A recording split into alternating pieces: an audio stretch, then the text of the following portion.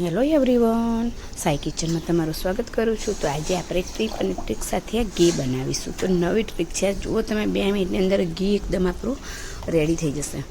તો મેં મારી જે ઘરની મલાઈ હતી તે દૂધની એકત્ર કરેલી હતી, તો તે મેં એક મિક્સરમાં પાણી લીધું છે, અડધું મિક્સર પાણી નાખ્યું છે અને એની ઉપર આપણે મલાઈ નાખી દીધી છે। હવે આપણે એને ગ્રાઇન્ડ કરી લઈશું। ગ્રાઇન્ડ થઈ જાય એટલે એની અંદર 2 મિનિટ પણ નથી થઈ, 1 જ મિનિટમાં માખણ છૂટું પડી જાય છે। અને માખણ છૂટું પડી જાય છે પછીથી તરત જ આપણે એક કઢાઈ લઈશું, જે આપણે ગેસ પર મૂકવાના હોય। જુઓ તમે જોઈ શકો છો મારું માખણ રેડી છે। અને એ માખણ આપણે કઢાઈની અંદર પાણી લઈશું ફરીથી, અને એ માખણ એની અંદર આપણે કાઢી લઈશું, જેથી દૂધનો ભાગ હોય, ખટાશ હોય, એ બધું આપણું પાણીની અંદર નીકળી જશે। જે માખણ આપણે એકદમ ધોઈ લેવાનું છે, ધોઈ પાણીની અંદર ઉપર નીચે કરીને, ક્યારેય માખણ છૂટું પડતું નથી, માખણ એકદમ એવું ને એવું જ રહે છે ભાજેલું। તો તેની અંદર જુઓ તમે જોઈ શકો છો દૂધનો ભાગ અલગથી નીકળી રહ્યો છે। અને તમે આ રીતે માખણનું બધું જ વ્હાઈટ પાણી જે નીકળતું હોય બધું સાઈડ પર કાઢી અને એને ફેંકી દઈશું।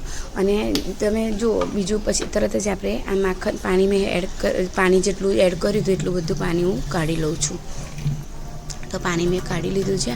હવે પાણી કાઢી અને હું ગેસ ચાલુ કરીશ। ગેસ ચાલુ કરી અને જુઓ તમે જોઈ શકો છો પાણી મેં રહેવા દીધું નથી બિલકુલ અંદર। હવે આપણે ગેસ ઓન કરી અને એને ગેસ પર ચડાવી દઈશું કઢાઈને। તો મેં ગેસ ચાલુ કરી રહી છું મિત્રો।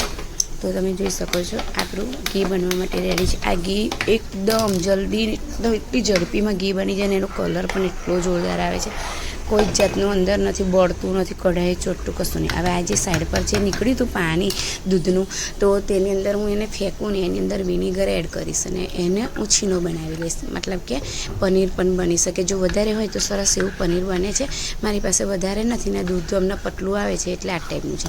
હવે એક બાજુ આપણું ઘી પણ થવાયું છે, તમે જુઓ મિત્રો કેટલું રેડી થાય છે। હવે અમે છીનો પણ બનાવી લીધો છે, તો આટલો નીકળ્યો છે। હું કસામાં તમે એના પનીર પરાઠા યા કસામાં ફ્રીજમાં મૂકી દો, ઠંડુ કરીને પાણી નાખીને ફ્રીજમાં એને મૂકી દઈશું। તો પછી કટ કરીને ફ્રીજની અંદર મૂક્યા પછી ઠંડુ થઈ જાય ત્યારે અમે એના પરાઠા પણ બનાવી શકીએ છીએ અને સરસ લાગે। જો હવે એના પછીનું જે પાણી મેં બતાવ્યું તમને તે પણ ના ફેંકવું હોય તો તેને પણ તમે લોટની અંદર રેડીને લોટ બાંધી શકો છો।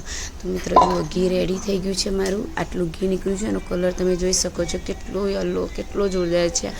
ગાયનું ઘી હોય એવું ઘી લાગે છે। જો આના કરતાં તમારે અંદર એક એલાયચી અને નાગરવેલનું પાન નાખો તો પણ કલર આવો જ આવે છે। બાય।